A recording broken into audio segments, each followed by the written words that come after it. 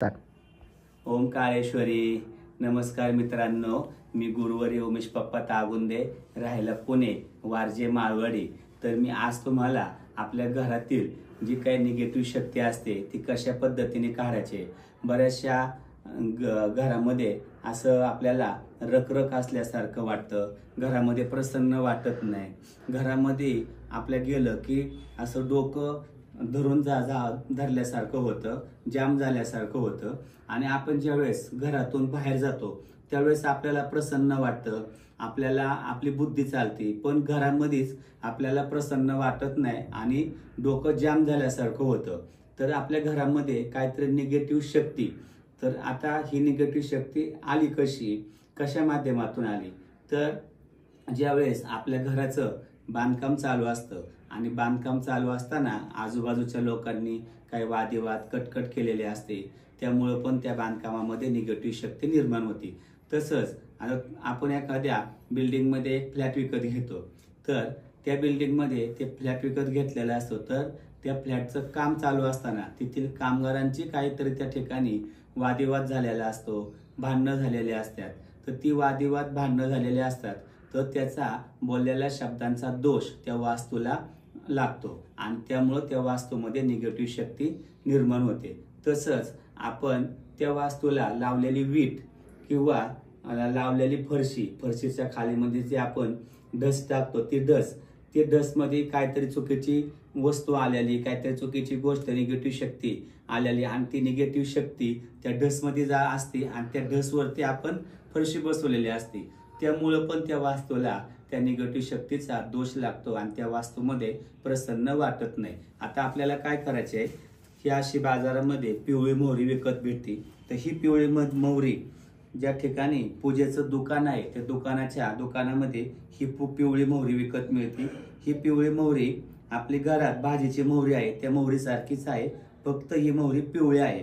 तर ही पिवळी मोहरी काय करायची, आमुष्याला व शनिवारी, तर ही 21 शनिवार आणि 11 आमुष्याला अगदी न चुकता करायचे.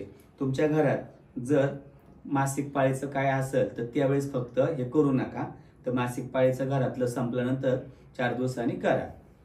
तर ही मोहरी घरातल्या एक मुठभर मोहरी घ्यायची आणि घरातल्या आग्नेय कोपऱ्यात थोडी टाकायचे. आग्नेय, नैऋत्य, वायव्य, ईशान्य, तर असं 4 कोपऱ्यामध्ये टाकायची. प्रत्येक रूमच्या पण कोपऱ्यात टाकायचे आणि ही संध्याकाळी टाकायचे. रात्रभर ही मोहरी अशीच घरामध्ये आपल्या राहिली पाहिजे. दुसऱ्या दिवशी घर झाडून ही मोहरी कचऱ्यामध्ये जाऊ द्या. तर हा तोडगा तुम्ही बरोबर 21 शनिवारी व 11 आमुष्याला करायचा आहे. आणि त्या शनिवारी व आमुष्याला घरामध्ये आपल्या नॉनव्हेज हे झालेलं नाही पाहिजे.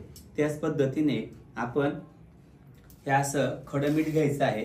तर हे पहा खडं मीठ आहे, तर हे खडं मीठ घ्यायचे आणि ही घरातली हळकुंडाची हळद आहे. तर जर तुम्हाला घरी बनवलेली हळद नसेल, कारण बाहेरची बाजारातली हळद ही बऱ्याचशा ती केमिकल मध्ये हे केलेली असते किंवा ती हळकुंडाची नसते, तर त्याच्यामुळे तुम्ही शक्यतो घरात हळकुंड आणून त्याची हळद करा आणि ती हळद घ्या. तर 1 वाटी पाणी घ्या, त्या पाण्यामध्ये 1 चमच्याभर हे असं खडं मीठ टाका.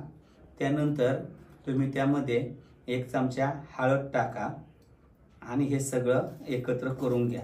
तर ही सगळी हळद यामध्ये एकजूट झाली पाहिजे, एवढं तुम्ही अगदी एकत्र करून घ्यायचंय. आणि हे मीठ पण या चमच्याने हलवून हे मीठ पण त्याच्यामध्ये मिक्स झालं पाहिजे, असं एकजीव करून घ्यायचे. आणि ही मीठ आणि हळद ही एकत्र केलेली ही थोडा वेळ आपल्या घरातील देवासमोर ठेवायची आहे, की आपण आपलं कुलदैवत, कुलस्वामिनी आणि ग्रामदैवत, कारण आपण ज्यावेळेस पोट भरण्यासाठी आपलं गाव सोडून इतर गावी राहायला जातो त्यावेळेस आपल्याला कोणी जरी विचारलं तुमचं गाव कोणतं, तरी आपण मूळ गाव सांगत असतो. मूळ गावचं जे ग्रामदैवत आहे ते ग्रामदैवत आपल्याला नेहमीच साथ देत असतं, तर ते ग्रामदैवत धरूनच आपल्याला पुढे जावं लागतं.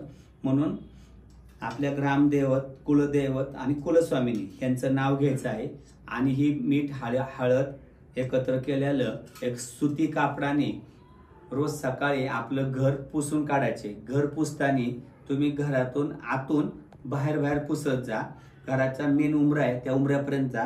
त्या उंबरा पण त्यावेळेस पुसून घ्या आणि उरलेलं पाणी तुम्ही रोडच्या कडेला ओतून द्या. ते पाणी घरामध्ये आणू नका.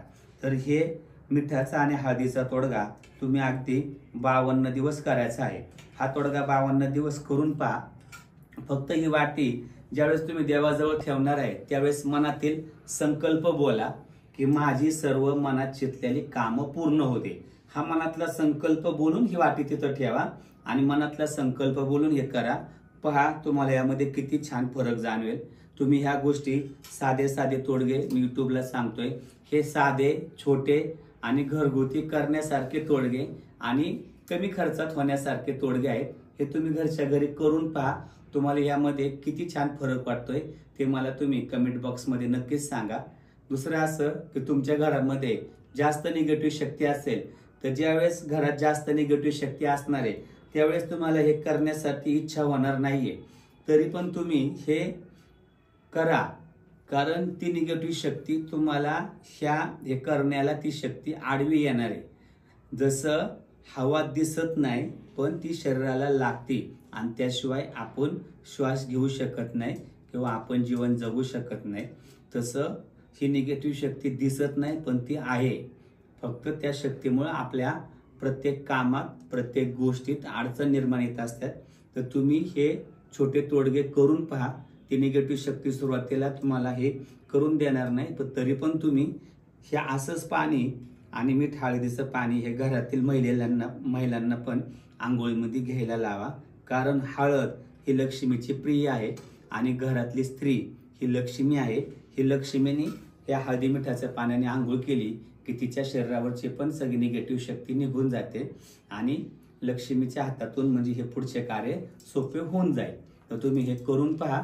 नक्कीच तुम्हाला यात फरक पडेल. ओम काळेश्वरी. सुखी राहा, आनंदी राहा, खुश राहा. जवळ दिवाळी येत आहे.